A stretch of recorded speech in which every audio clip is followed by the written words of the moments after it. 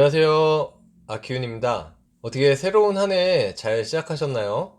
이 영상이 이제 새해 첫 영상일 것 같은데, 그러다 보니까 이제 여러분들께 잠시나마 짧게 인사를 드리고 시작해야 될 것 같습니다. 이 아키윤 채널 좀 많이 부족하지만 그래도 끝까지 쭉 지켜봐 주시고 응원해 주시는 구독자 여러분들, 그리고 뭐 구독은 하지 않아도 시청해 주시는 여러분들 정말 너무나 감사드립니다. 새해 복 많이 받으시고요. 그리고 건강하시고 하시던 일마다 올 한 해 다 잘 되시길 진심으로 바라겠습니다. 이 아키윤도 앞으로도 꾸준히 영상 활동 계속해 나가겠고요. 제 영상이 좀 많이 부족하더라도 마음에 안 드시더라도 너그러이 봐주시면 감사하겠습니다. 앞으로도 많은 응원 부탁드리겠습니다. 자, 그럼 오늘의 주제는 바로 창과 벽면, 과연 어떤 게 공사비가 더 비쌀까입니다. 보통 우리가 흔히 볼 수 있는 건물에는 창과, 그러니까 유리면과 벽면으로 나눠져 있죠. 그래서 이 유리면은 커튼홀 통창이라고 볼 수가 있는 것이고, 지금 이 벽면은 말 그대로 솔리드 막혀있는 벽체라고 생각을 하시면 돼요. 그리고 그 중에서도 알루미늄 복합 판넬을 쓴 가장 이제 스탠다드한 벽면이라고 보시면 되고요. 왜 이 영상을 준비했냐면, 저희를 찾아주시는 건축주분들 정말 100이면 100분이 모두 질문해 주시는 게 바로 이 질문입니다. 그리고 대부분의 건축주분들이 이 커튼홀 쪽이 훨씬 더 비싸다고 생각을 하셔요. 그러니까 유리면 쪽이 비싸다고 생각을 하시는 거죠. 그래서 이 건물의 외부 디자인이라든지 아니면 또 실내 외적인 기능들에 의해서 이렇게 커튼홀 유리면과 벽면이 조화가 돼서 이루어져야 되는데,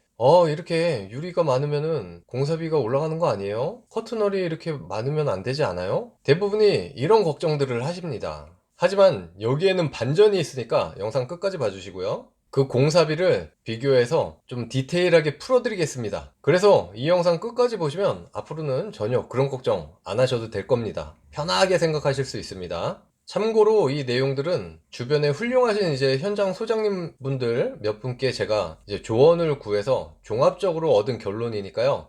어느 정도 이제 신빙성이 있다고 생각하시면 될 거고요. 제가 이제 알기 쉽게 그림으로 좀 풀어드리겠습니다.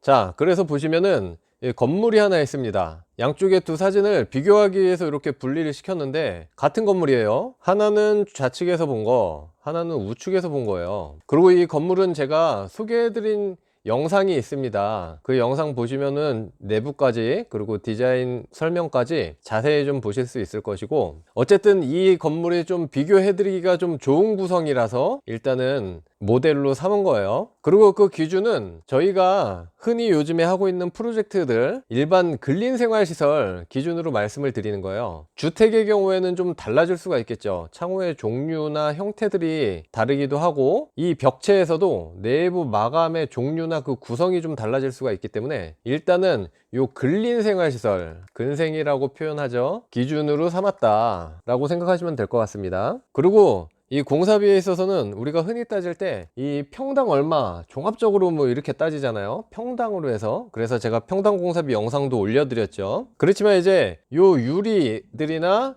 요 벽체, 요런 벽체들이죠, 벽체 부분, 그 공사비를 따질 때는 제곱미터, 인면상에서 보는 요 제곱미터, 1m 곱하기 1m, 그리고 요 벽체 부분도 1m에 1m, 요 면적의 기준으로 따진다고 보시면 돼요. 그래서 근생 기준에서 제곱미터 기준이다, 이 벽면적 제곱미터를 말하는 거예요. 그랬을 때 이제 이 좌측은 창, 쉽게 얘기하면 이제 커튼홀 기준이 되겠고요. 이쪽은 이제 요 반대편 벽들이 좀 보이잖아요. 그래서 이제 이쪽이 벽체라고 생각하시면 돼요. 그래서 요 양옆으로 해서 제가 가격 비교를 알기 쉽게 짧게 설명을 한번 드릴게요. 자, 먼저 이 커튼홀을 보면은 먼저 이제 중요한 유리가 들어가겠죠. 유리. 그리고 이 유리는 흔히 저희가 얘기하는 로이 복층 유리. 그리고 또 중요한 요 바들이 들어갑니다. 유리 사이에 이렇게 바가 형성이 돼야 바에 유리를 껴넣겠죠. 그래서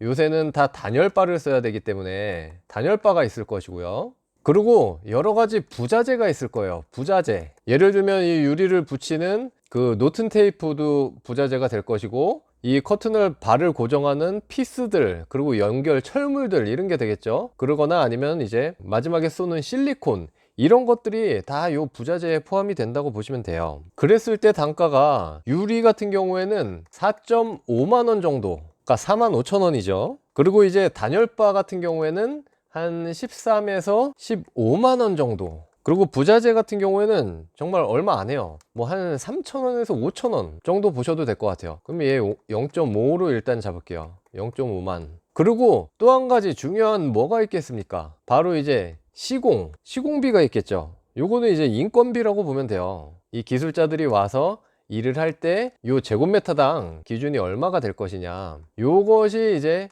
2만 원 정도 보면 된다고 하더라고요. 그랬을 때 요거 토탈 하면은 두 개 더하면 5만 원이죠. 그리고 시공비까지 하면 7만 원에다 단열바 13에서 15만 더하게 되면은 20에서 22만 원 정도 한다고 보시면 됩니다.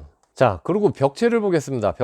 벽체는 살짝 제가 그림으로 표현을 한번 해볼게요. 요 벽체 부분을 아무데나 쫙 잘라가지고 그 단면을 그려보면, 자, 먼저 이렇게 안쪽에 콘크리트 옹벽이 있을 거예요. 옹벽이. 그렇죠? 그리고 그 외부로 이렇게 단열재가 붙습니다. 단열재. 그리고 여기에 이렇게 앙카를 박아가지고 하지 작업을 하죠. 각관 작업. 하지 작업을 하고 그 겉에다가 이제 이렇게 알루미늄 판넬을 붙이는 거예요. 제가 한 가지 아까 빼먹고 말씀 안 드린 게 있는데, 이 벽체의 기준은 딱 이 프로젝트, 지금 사진의 프로젝트와 같이 요 알루미늄 복합 판넬 기준이라고 보시면 됩니다. 왜냐면 이 알루미늄 복합 판넬이 그래도 요새 대중적으로 많이 쓰이고 있고, 물론 이 외장재에 따라 가격은 많이 달라질 수가 있어요. 근데 이 알루미늄 복합 판넬에 이 시공비가, 전체 공사비가 이제 거의 평균 정도 되는 값이기 때문에 요걸 기준으로 제가 잡은 거예요. 그래서 아무튼 벽체들이 이렇게 형성이 된다고 보시면 되고, 내부에 물론 이제 마감이 들어갈 수가 있겠으나, 주택이면은 뭐 내부에다가 약간의 단열재 및 석고보드가 살짝 들어갈 수가 있겠지만,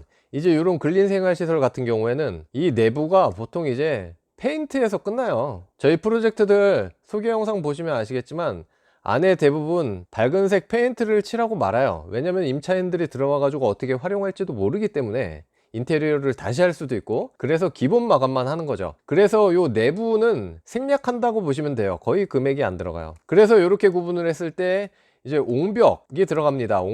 옹벽에는 뭐 이제 콘크리트가 들어가겠고, 당연히 여기에도 마찬가지로 그 거푸집, 옹벽을 만들 때 이 겉에 이렇게 거푸집을 짜죠. 그리고 내부에 이제 철근이 배치되죠. 그거를 또 공사하는 인부들 비용이 있을 거고요. 그랬을 때 이 옹벽을 토탈로 따진 거예요. 토탈. 그랬을 때 옹벽이 10만원. 그리고 여기 단열재 들어가죠. 요놈 단열재 마찬가지로 제곱미터당 2만원. 그리고 이제 요런 하지 각관 작업이나 요런 복합 판넬을 붙이는 작업들 및 이 자재 비용, 이거를 그냥 판넬로 통칭할게요. 요걸 이제 11만원 정도로 보시더라고요. 그랬을 때 토탈 하면 어떻게 되겠습니까? 12만원에 11만원, 23만원 정도 된다. 자, 그러면 20에서 22만원이라고 보고 벽체는 23만원인데, 이 정도 금액이면 거의 비슷하다고 볼 수 있지 않겠습니까? 여러분들 생각은 어떠셨는지 모르겠습니다. 그래서 결론은 그냥 거의 비슷하다. 이렇게 커튼을 창으로 하든 이렇게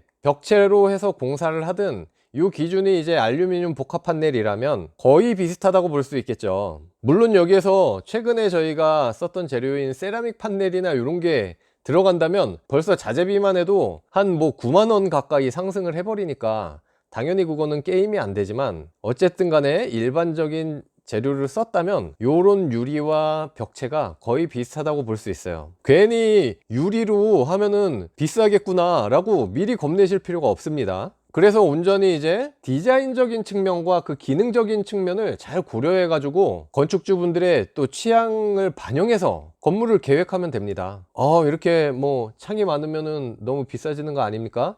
이런 걱정은 하실 필요가 없다 라고 말씀드리는 거고요. 물론 이제 지금 말씀드린 기준은 작년 한 중순 정도에 제가 조사했던 금액이에요. 근데 이제 그 이후에 원자재비가 많이 좀 올랐으니까 여기에서 조금씩 다 올라갈 수는 있겠죠. 그리고 또 요거를 전체 이제 외장 공사비랑 이게 되게 헷갈리잖아요. 벽체도 들어있고 이제 단열재도 섞여 있고 뭐 이런 판넬도 들어있고 요런 것들을 또 전체를 제곱미터로 나눠서 계산하다 보니까 좀 오차가 있을 수도 있겠죠, 아무래도. 그래서 완전히 정확한 금액은 아니지만 그래도 저희가 충분히 참고할 수 있는 금액이니까요, 걱정 많이 안 하셔도 됩니다. 그래서 오늘은 이 정도 영상으로 마치겠고요. 다음에 또 더 좋은 영상으로 돌아오겠습니다. 감사합니다. 새해 복 많이 받으세요.